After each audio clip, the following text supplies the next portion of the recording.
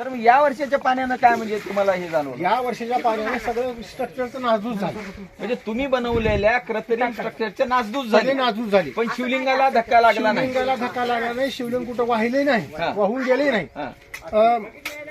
याला शास्त्रीय आधार असं मला वाटतंय. शास्त्रीय आधार शास्त्रीय आधार असं कसा विज्ञानाचा आधार. कसा विज्ञानाचा आधार? जी साळुंका लिंग बनवलंय ती पाण्याला अवरोध होऊ नये हा. अशा पद्धतीनं ते शास्त्रीय दृष्टिकोनातून बनवलेलं आहे.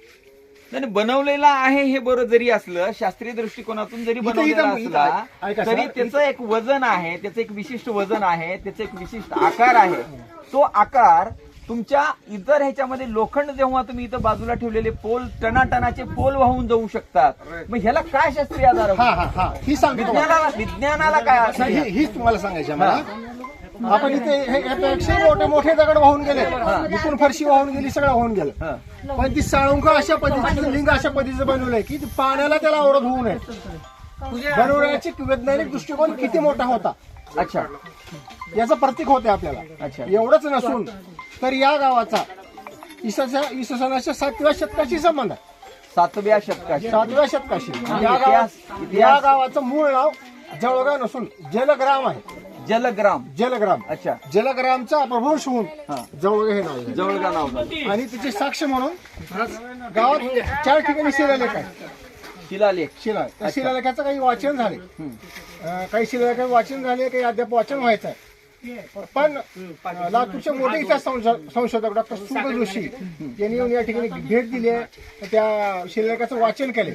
त्याच्यामध्ये त्यांना खाली काही ओळी समजून आले. त्याच्यामध्ये जसे की चालुक्य, जलग्राम, बदामीचा चालुक्य. आपण इतिहासात जाऊन त्याचा संदर्भ घेतो. बदामी म्हणजे जे कर्नाटकात मधलं बदामी गाव आहे ते. हा. बदामीच्या चालुक्याच्या विक्रमादित्य नावाच्या राजाने राज्य केले आणि त्याच्या काळामध्ये ह्या काही परिसराचा विकास झाला. 7व्या शतकात त्याचे शिलालेख आहे. अच्छा, ते शिलालेख म्हणजे आपल्या गावामध्ये 4 ठिकाणी सापडलेले आहे. सापडलेले हा. आहे. महादेव मंदिराच्या शिलालेखामध्ये त्याचा उल्लेख आहे. जलग्राम, बदामीचा चालुक्य, राजा विक्रमादित्य अशा पद्धतीच्या नोंद आहे. अच्छा, म्हणजे अशा पूर्व नोंदी आहेत नोंदी आणि आहेत त्या गावाच्या. कधीपासूनचं आहे म्हणजे ती अनादी काळापासून चालत आहे. महात्मा बसवेश्वर 12व्या शतकामध्ये झाले, 16व्या शतकामध्ये छत्रपती शिवाजी महाराज झाले. तुम्ही म्हणता हे 7व्या शतकामधला 7व्या शतक. इतिहास आहे, जे की नाव जलग्राम होतं आणि त्याचं पुन्हा जळगाव झालं. या गावाचा संदर्भ 7व्या शतकाशी लागतोय. अच्छा, 7व्या शतकाशी. म्हणजे ज्या शिलालेखाप्रमाणे जर तुम्ही म्हणत असाल तर 7व्या शतकाशी संबंध या गावाचा आहे.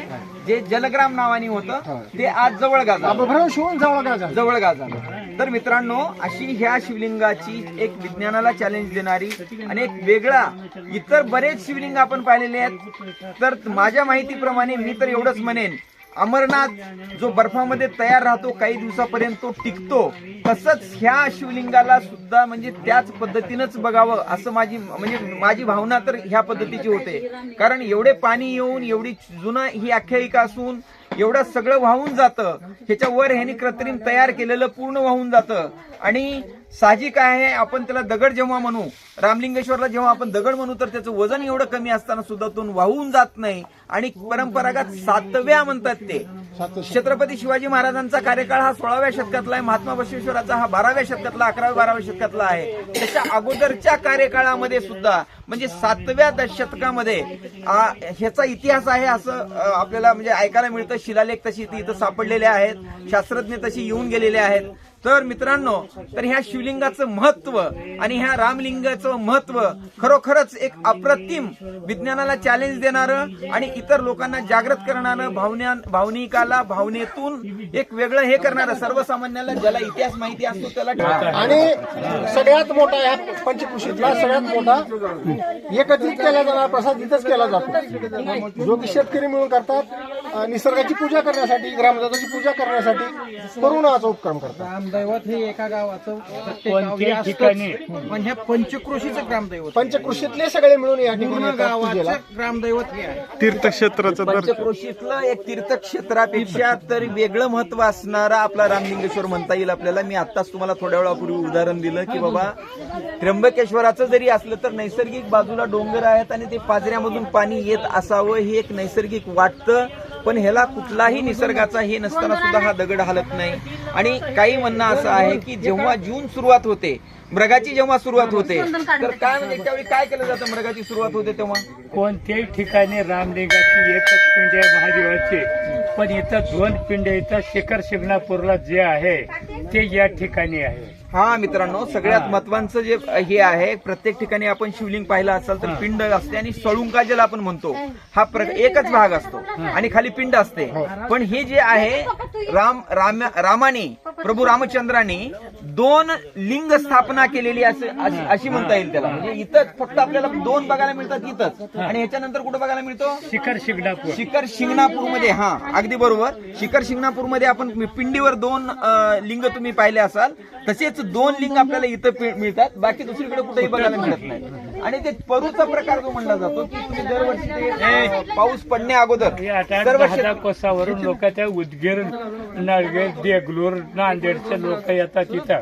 सगळे पंचक्रोशी तिथं येतातच, पण 20-20 कोसावरून लोक येतात. नवसण चालूच आहे. आणि विशेष म्हणजे हे देवाचं असं वैशिष्ट्य आहे की एक तर नवसाला पावतो. तुम्ही उगा काना शब्द त्याच्या सांगून जावा, काम तुमचं पूर्ण होणारच. आणि हे स्वयंभू दैवत आहे.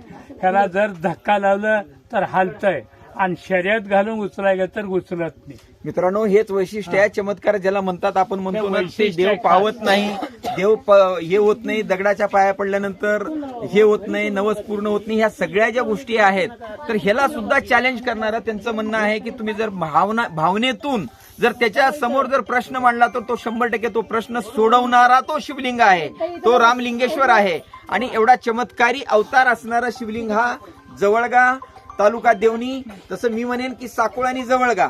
साकोळचं नाव घेतल्याशिवाय जवळग्याचं नाव जुडत नाही, जवळग्याचं नाव घेतल्याशिवाय साकोळ जवळगा ह्या ठिकाणी स्थित असलेलं हे मंदिर आवर्जून सर्व मी भक्तांना, जे शिवभक्त आहेत, सब देवों के देव महादेव म्हणला जातो. देवाला अनेक नावं आहेत, सगळं हे आहे.